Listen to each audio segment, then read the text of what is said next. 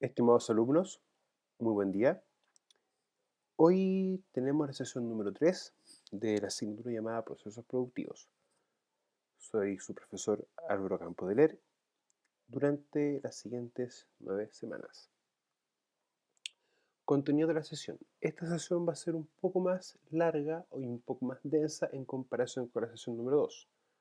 A su vez, los contenidos son los siguientes: procesos de la metalurgia, beneficio y recuperación de minerales, preparación mecánica, pirometalurgia del cobre. Definición de metalurgia, o qué se entiende por metalurgia. La metalurgia es el arte de extraer metales de sus menas, refinarlos y prepararlos para su uso. El proceso consiste en modificar la naturaleza química de los minerales para separar el material de sus compuestos sulfúricos, óxidos, silicatos o carbonatos, ya que el metal que nosotros queremos extraer no se encuentra puro, está junto a otros minerales más o con otras mezclas más. De ahí que la metalurgia, ¿qué hace? Extrae el mineral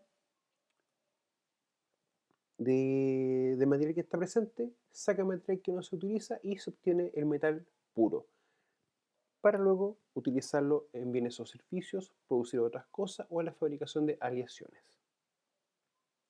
Ahora bien, ¿qué es la metalurgia extractiva? ¿Y por qué vamos a hablar un poco de ella? Porque es la metalurgia que más se desarrolla en nuestro país. Recordemos que Chile es reconocido por ser un país minero. Es el área de la metalurgia en donde se estudian y aplican operaciones y procesos para el tratamiento de minerales o materiales que contengan una especie útil. Dependiendo el producto que se quiera obtener, se realizarán distintos métodos de tratamiento, ya que por la abundancia de minerales que existe, existen distintas formas de poder procesarlo. Aquí la metalurgia tiene distintos sistemas para aquello, ya que no es lo mismo extraer cobre de un mineral que tenga cobre, por ejemplo, ya sea una crisocola, por ejemplo, o una atacamita, que extraer oro. Son procesos completamente distintos.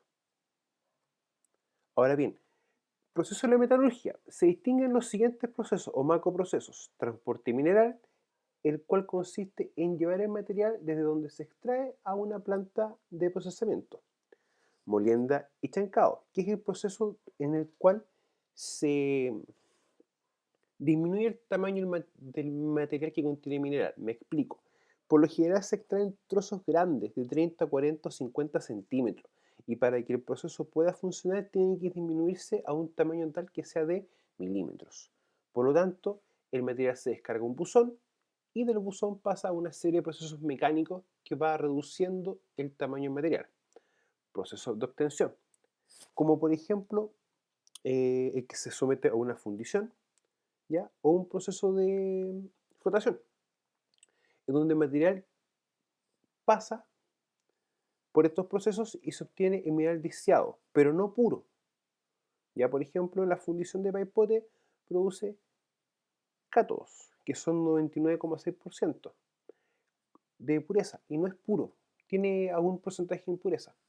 Y por ejemplo, la flotación, que se produce concentrado de cobre. Claro, se produce un material que tiene cobre en alta riqueza, pero con impurezas.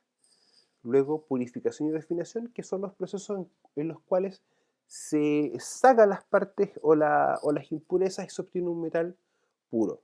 Luego, la elaboración de aleaciones, de que por ejemplo el caso del acero, que el acero no es hierro solamente, es hierro con otros componentes más.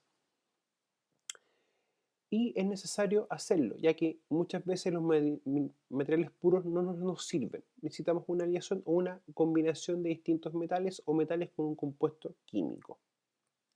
Ahora bien, hay otro paso importante dentro de la metalurgia, que es beneficio y recuperación de minerales, en los cuales se distinguen los siguientes tipos. Gravimetría, ¿ya? Es que el proceso por el cual se aprovecha la distinta densidad de material. Claro, porque el mineral por lo general es mucho más liviano o pesado dependiendo de su comportamiento, ¿ya? Un ejemplo muy real es la obtención de oro. El oro se hace cuando se hace por lavado, por ejemplo. Las partículas de oro tienden a quedarse en el fondo, ¿ya? Y las partículas más que no son oro, por ejemplo tierra o polvo, como son más livianas, pasan a la superficie donde se pueden eliminar. La amalgamación, que es el uso de un compuesto para extraer mineral. El ejemplo más real de esto es la obtención de oro por medio del mercurio, que entre paréntesis es una práctica que ya tiene que erradicarse por la alta toxicidad que presenta el mercurio, ya que se aplica mercurio a minerales que tengan oro, o materiales, mejor dicho, que contengan oro, y como el oro es muy afín con el mercurio, se produce una amalgama, la cual después se calienta y por proceso de temperatura se puede sacar el oro. Flotación, que es el proceso donde el material que ya ha pasado por un proceso de molienda, por ejemplo, o chancado, ¿ya? Se le agrega agua, ¿ya? Ciertos compuestos químicos para que el material que tenga cobre, por ejemplo, que es lo más común para obtener cobre, va a la superficie, este se retira y lo otro pasa a material de desecho o material de descarte que ya no se puede procesar porque se extrayó gran cantidad de aquello. Luego este producto, esta especie de espuma que se genera, pasa a un secador para quitar gran porcentaje de agua y el producto que se obtiene se pasa a una cancha de acopio, ¿ya? Lo cual se mueve con equipo pesado, después se carga un camión y este contenido es transportado a una fundición. Fundición, que es el proceso pirometalúrgico donde se obtiene mineral concentrado pero con impurezas. O sea, no es un mineral puro. Estamos hablando de que algo tiene, ¿ya? Por lo tanto, como se obtiene un mineral no puro, es necesario luego pasar a lo que es refinación, que es el proceso ya donde se quita todas las impurezas al material producto de fundición y se puede obtener un material con un contenido mineral puro.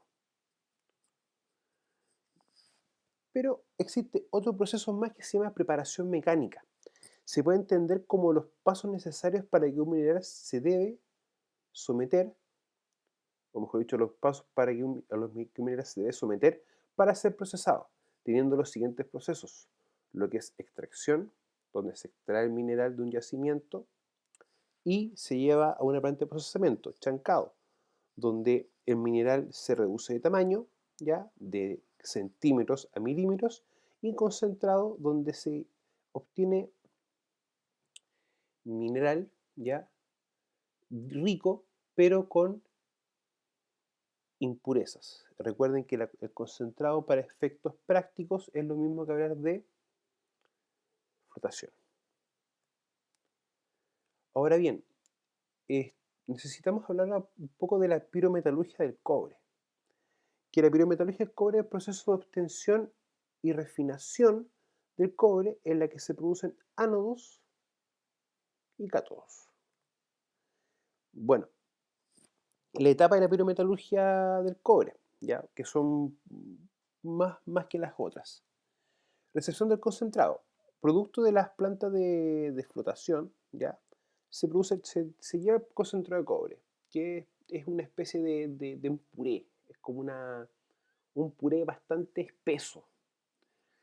Pero esto se lleva a una fundición, ¿ya? Y se mezcla con otros elementos para producir lo que se llama la carga fundente.